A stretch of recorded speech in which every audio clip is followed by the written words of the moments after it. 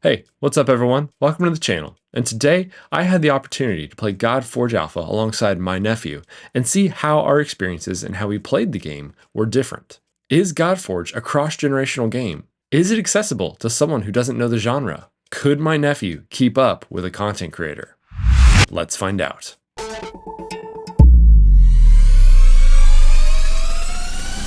Let's go back to day one and just kind of talk about your experience on logging in for the first time, choosing a starter hero, and just getting going in the caverns.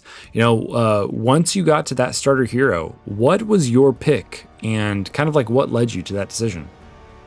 I started off, I picked Lady Jacques because of the bleed build. I thought it was very interesting. And also, on the starting screen, you can actually see what any of the status effects do.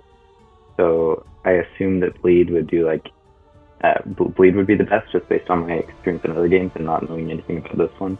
Well, and so then I'm assuming you came into this alpha really with very minimal pre-knowledge, right? Like I know that you and I talked about it a couple of times, but in terms of like the details or anything, like had you consumed any of like the content on the Fateless Discord or any of like Fateless's videos that have been coming out prior to the alpha?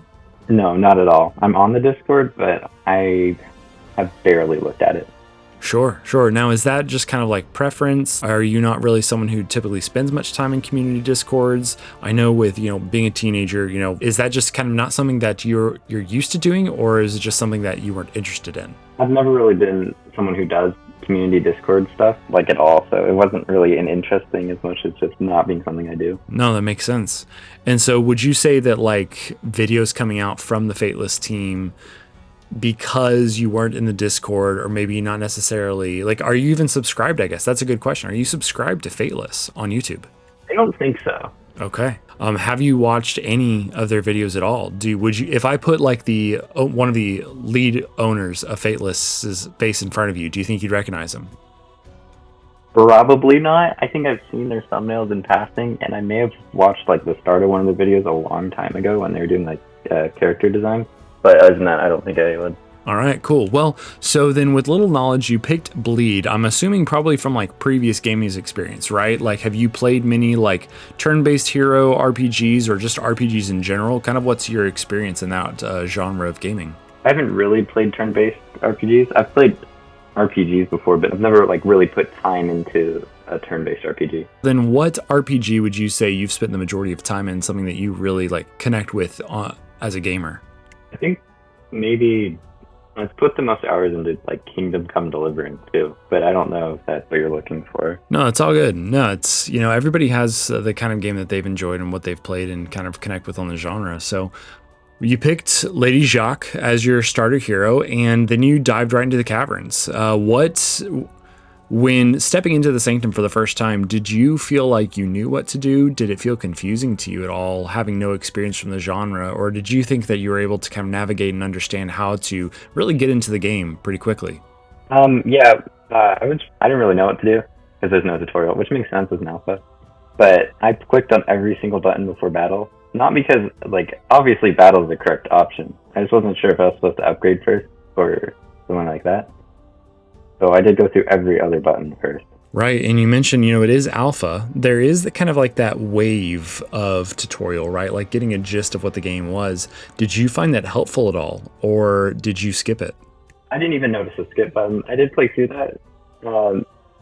It was decently helpful to like tell me where the buttons are placed, but I had a pretty good gist of how it worked, so it was nice to go through the basics, so I feel like it would really help someone who has no clue what they're getting into. Absolutely. And I'm sure that's what their hope is as they kind of move towards launch and start marketing to the general gamer base. Well, let's talk about then kind of like your progression for the first couple of levels and kind of the heroes you got. What did you see as you got through the caverns and how you progressed? What kind of heroes did you get, and how were you able to build a team? Were you able to really lean into that bleed build, or did you find yourself pivoting away? I started off going down the bleed build because I got characters like the Minotaur and that guy, Volk. Yeah, and kind of confusing to say, right? Yeah, this guy, the werewolf, because they went towards bleed with their main attack. But I found that it was kind of weak compared to Blaze, and after I got my legendary hero my guaranteed legendary hero, and it's YDJ, so it's Blaze. I went down a more Blaze build. I didn't really have any hurdles until like level 40. I think it's the first time I actually lost, and I just had to actually level up for once. So you struggled with level 40, really? I'm sure it's easy now, but why don't you go back there and just kind of like show us what it looked like for you? Did you find that it was that hero leveling or gear? Like what kind of like held you up? I think it was all of it. Just I didn't have the necessary gear or levels or really anything for the fight, other than just the basic things that have been working before. But once I reached that boss, it was like, oh, now I actually need to level up, because before I just let it level up naturally, and all my gear was just either not even equipped or really low tier. Yeah, you know, that is a good point. There isn't really a whole lot of direction when it comes to like how to gear champions or what to do with the gear you get. When you started getting gear, did you immediately know to go and equip it? Or was there a steep learning curve where all of a sudden you were like, wow, my heroes aren't hitting, what do I do? And you kind of had to go exploring. Once I got the gear, I figured just from, video game knowledge, because I've played a lot of games, not necessarily hero builders, but games in general, that I had to equip it in some way. So I just went through the hero screen until I found it. And did you find that going through that hero screen, did it make sense as you were progressing through that area? I know that you had texted me about Ascension, so you clearly found that part of it. But oh man, we're struggling here. Let's see if YDG can finish off, save you here. Yeah, I may have not been ready to auto this yet. Oh no, I'm good. Hey, there you go. It's pretty crazy to just see how man, Pengu really smacks.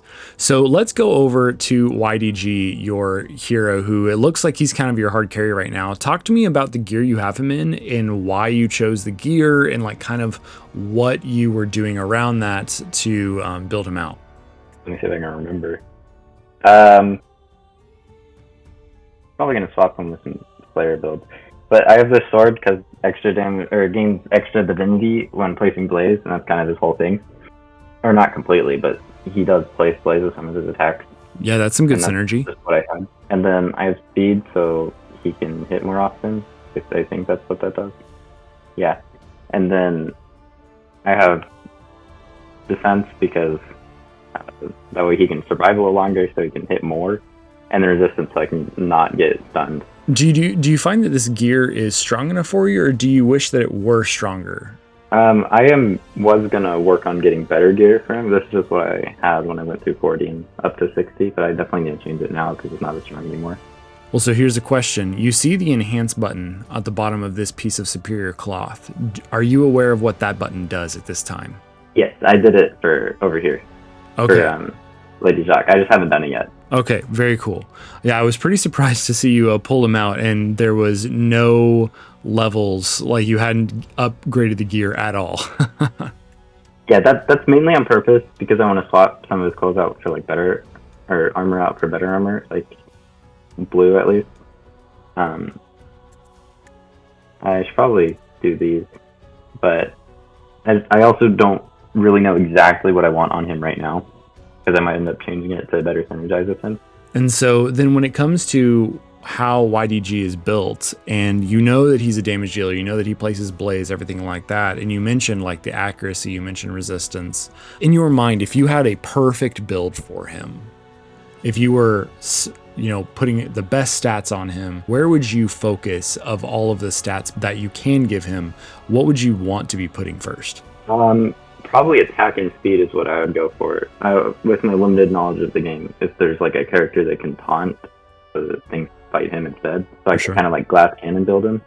And then what do you think in terms of you haven't mentioned much about that crit percentage or crit damage percentage. How do you feel about those stats? I haven't really looked at it all that much.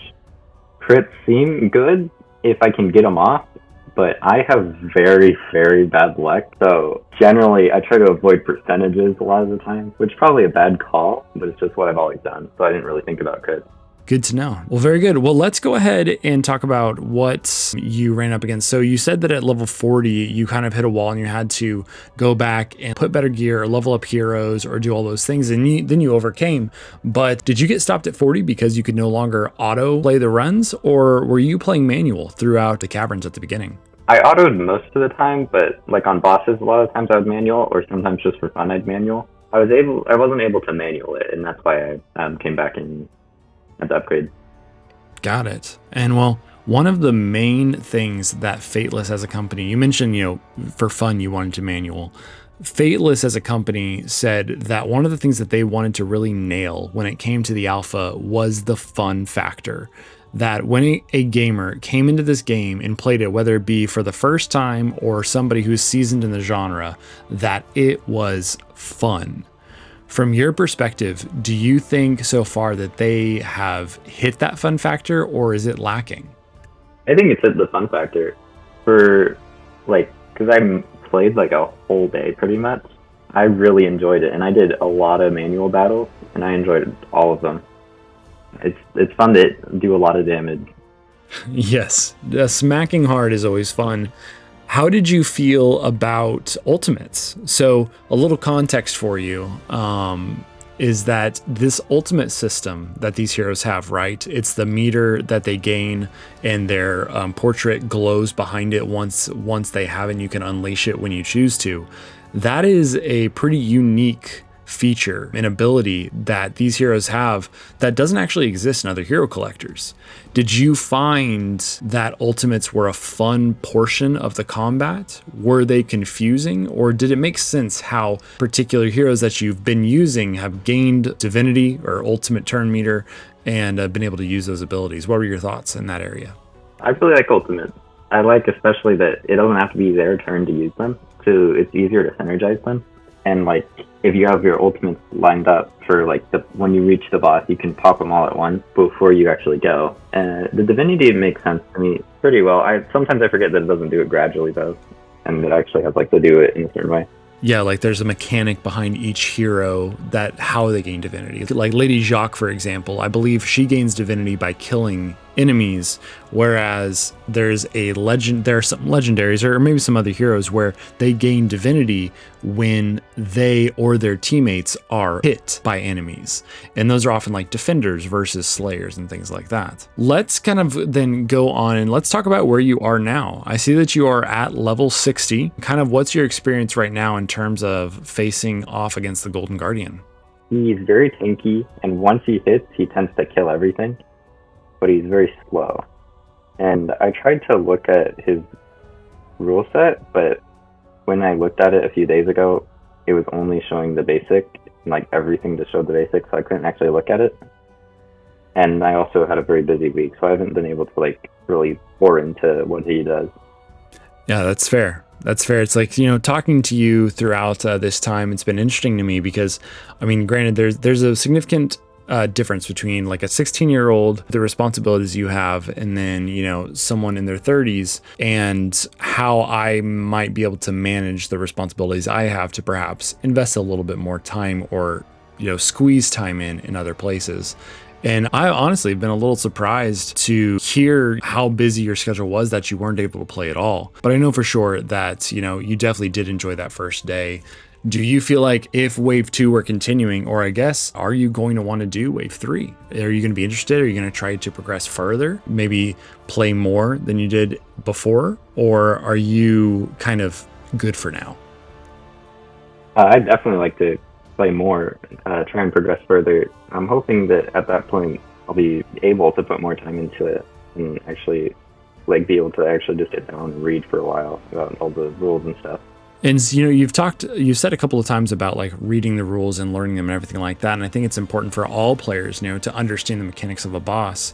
But let's say you read the mechanics and you just can't think up a way to conquer him. And even though you may be sitting down and trying to come up with something, you just keep hitting a brick wall. Would it be something that you would do to go in and do research or see what other people are saying or go look up a video? Or kind of what would be your next steps if you were unable to defeat the Guardian by yourself?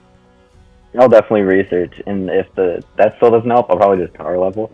But most likely, I'll research, just watch a few videos, see what works for other people, what the best way to cheese it, I guess is, or I guess not in this context cheese it, but just how to actually kill it.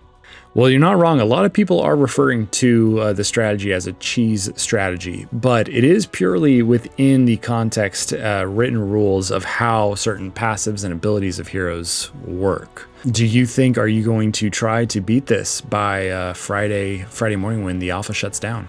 I'm gonna try. I still have a pretty busy week, but I'm certainly gonna try, and tomorrow I should have time, hopefully. But I guess that's my goal, just to get past 60 if I can. Well, I'm glad you've enjoyed the game so far, Duck. It's been like fun to just kind of see your experience and hear a little bit more about how you think through this and kind of what your like route was when it came to like progression and working through all those things. Now, here's really the question though. You're my nephew. I know you really well. And I also know that you are a pretty smart kid. Do you think that you enjoy this game because of your preferences in games in addition to your intelligence? Or do you think that anybody of your age that had an interest in RPGs or maybe even like MMOs or anything like that, would they enjoy a game like this? Or do you think it would be too complex? I think you can definitely enjoy it, but I don't think they'd get like all that far. I think it like they could enjoy it playing it occasionally, but I don't think someone who isn't able to comprehend it as well would be able to go as far. Because like even I struggle with it sometimes. Sure. Or just because I have to read it, but I think really, I mean, I don't know completely, but I'm sure if they put effort into it, they could learn it. It would just take a while, and it would probably be less fun. Yeah. So what are your thoughts when it comes to the full game? You've already told me, I know that you're definitely going to be interested in playing the game when it comes out, and I'm sure we'll have many conversations about it. But when it comes to, it's like, in your mind, it's like, okay, I'm going to play Godforge, and I want to achieve blank. How do you see yourself in playing this game? Is it just that I want to achieve pleasure, like I just want to have fun? Or is it like, I want to get the great heroes, I want to conquer all the dungeons, I want to do, whatever? What are your thoughts? And you may not have even thought about this at all. What would you want to do? I haven't really thought about all that much. I guess I want to get a good build that like does well in as many scenarios as possible. But I don't want to like look it up. I want to figure it out myself, Yeah, that's awesome. That deserves some respect for wanting to be able to do it yourself and not necessarily rely on resources. It's cool to hear that.